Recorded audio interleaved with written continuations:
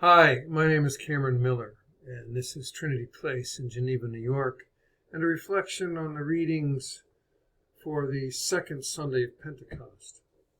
Now, it may seem a bit of a strange sermon to preach to a bunch of old people, and by old I mean over 40.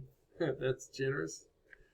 Because churches, as we know, for the most part, are composed of old people these days. And the older folks tend to think of themselves, and myself being one of them, as beyond a lot of the psychological and emotional skirmishes of youth. But that's really more of a delusion on the part of people who control their own households than it is factual.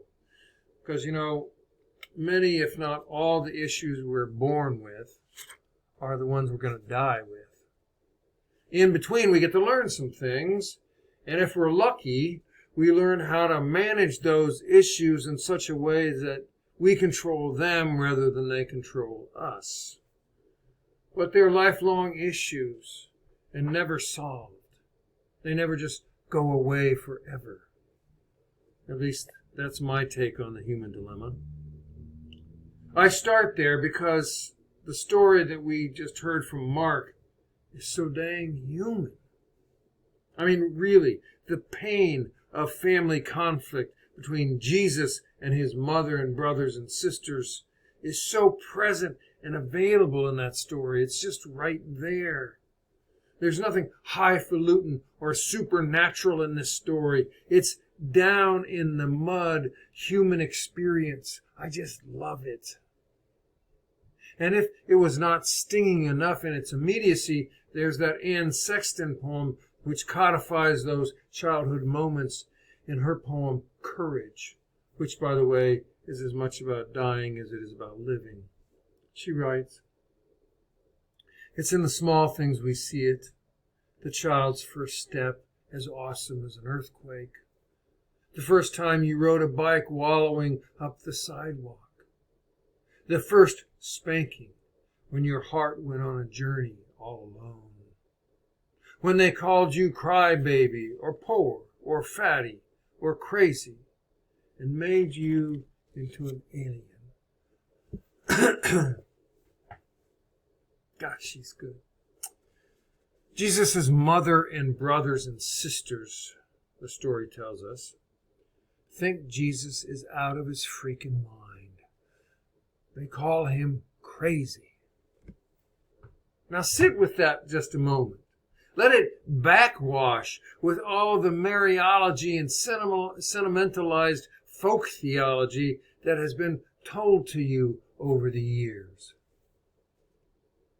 His family shows up at the door of Jesus' house, the story says. Did you know Jesus had a house? I'm betting it was solar powered too. But the fact that Jesus had a house, in the same way that you and I have a place that we call home, also strays from the usual storyline. As Mark tells it, they arrive in force, his brothers and sisters and mother. Oh, wait, Mary isn't a perpetual virgin? I don't know about you, but if my mother and 3 sisters and brother had all showed up on my doorstep unannounced with something but I didn't know what on their mind, I'd have been deeply concerned. It turns out, Mark tells us, they were there because they thought that Jesus was beside himself. Beside himself. Jesus' own family thinks he's not in his right mind. And so they arrive to take him home. But not to Jesus' home. He's already at his home. They're going to take him to the family compound, wherever that is, to get him out of the public eye. Well, this little story from Mark puts a hurt on several planks of the party line. First, it abuses the notion that Jesus didn't have brothers and sisters. Then it undercuts the romanticized relationship between Jesus and his mom. And if nothing else, Mark's story reminds us that Jesus is not a mathematical equation or chemical formula that we can prove in a laboratory. He is not a fact we can reconstruct with historical certainty. When one gospel contradicts another gospel or argues with later church theology and doctrine, we should take it as an indication of our freedom. This story is juicy for us because every one of us knows what it's like to have our family think we're nuts or mixed up or confused. You know, that very moment we feel utterly clear in our own thinking, but our family dismisses or rejects our judgment.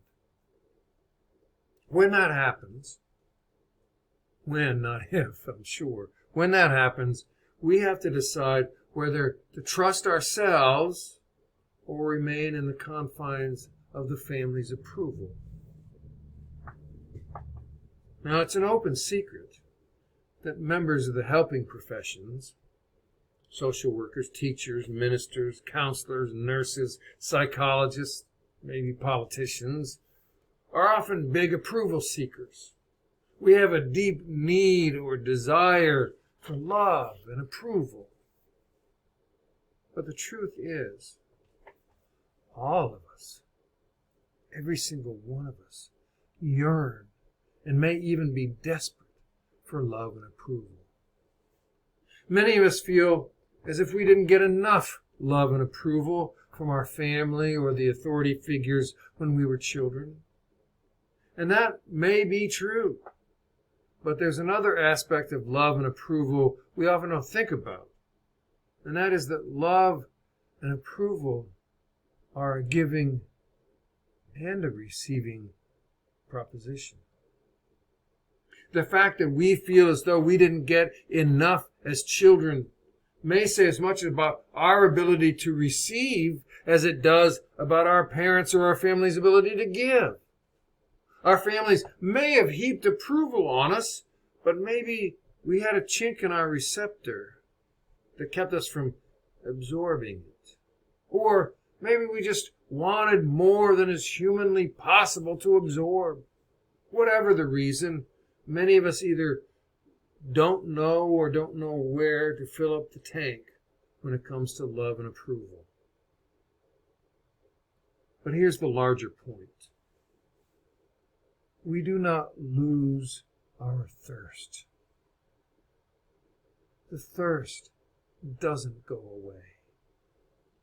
I'm not telling you anything you don't know, or at least I hope not. The yearning for love and approval is like fear. Only a certain kind of psychopath doesn't have fear. The question is not how to get rid of fear, but how to live with it and act in spite of it. Likewise, when it comes to love and approval, we never stop wanting or hoping for it. The question is not how to jettison our need, but how to stay true to ourselves at the risk of losing those things we thirst for or fear we cannot live without, like love and approval. In other words, it's a management issue. We will never live without desiring the love and appreciation of others who we care about, any more than we will be able to live without fear. But we can manage it. We can manage it like we manage pain, We can get down to a 4 instead of an 8, or a 2 instead of a 6. When circumstances cause our yearning to shoot sky high like our blood pressure, we can learn to do things that gradually lowers it, manages it.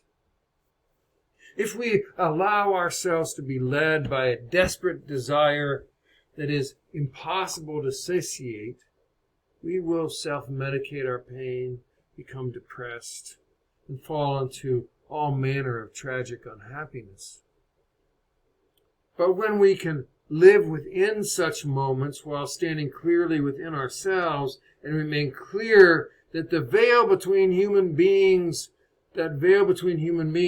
cannot be breached any more than the veil between humans and gods can be breached, then we can reside more fully within our own skin. And whether our skin is fresh and smooth or wrinkled and sagging, the yearning lives within us, and the challenge to know peace and centeredness is ongoing, even unto death. Here's the great paradox of human beings. Love and approval actually derives from the inside out rather than the outside in. We want it so badly from others, but it comes first and foremost from within ourselves. We never get to know how Jesus dealt with the hurt of family and rejection. As the story goes, he seems kind of dismissive, maybe even a little vengeful when he asks his friends, "Who is my mother and my brothers and sisters?"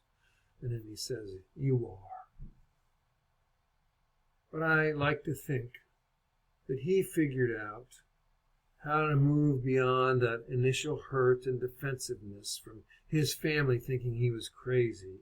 I like to imagine that as he went on to endure people showering him with love on the one hand and angry, rageful blame on the other, he was able to live from the inside out. Being a spiritual community is not unlike being a family. Those needs and conflicts and yearnings swirl around and within us as much as our prayers and our songs do. Living within ourselves with a kind of centeredness and peace so that we can live among others within the same community with equanimity is a learning curve.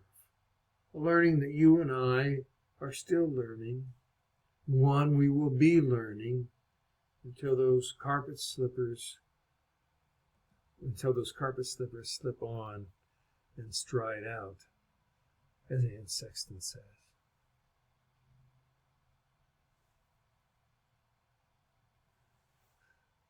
Peace to you.